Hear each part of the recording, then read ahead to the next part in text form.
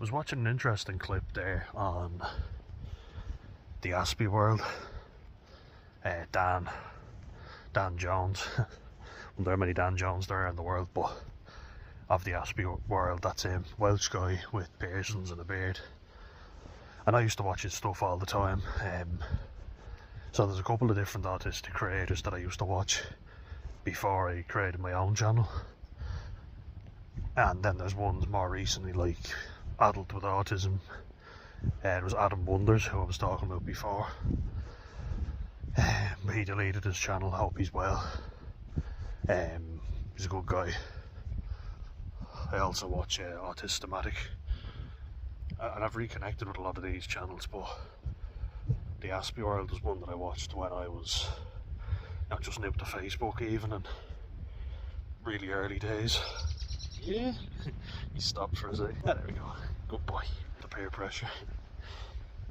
But I started watching a lot more autistic content creators, to get validation, I guess, And I talked about autistic guilt, and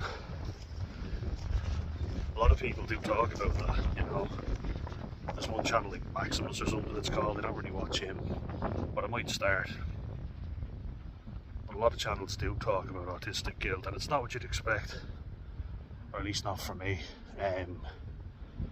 It's all quite different, actually.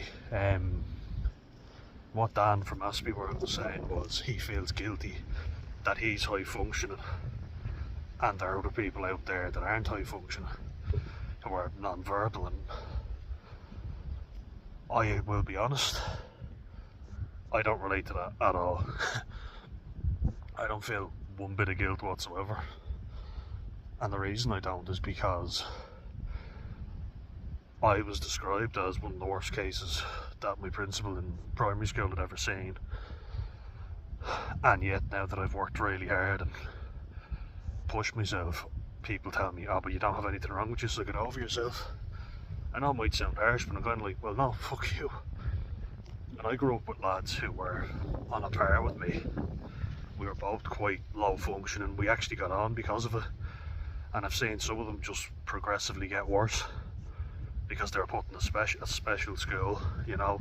They seriously regressed, and now they're extremely high needs because they were given into. That's not their fault, but my mum put me into a mainstream school, and I think she did the right thing. I have pushed myself, and I don't think you should minimise anyone's struggle, So that's my big issue with that, and I don't feel one shred of guilt over it.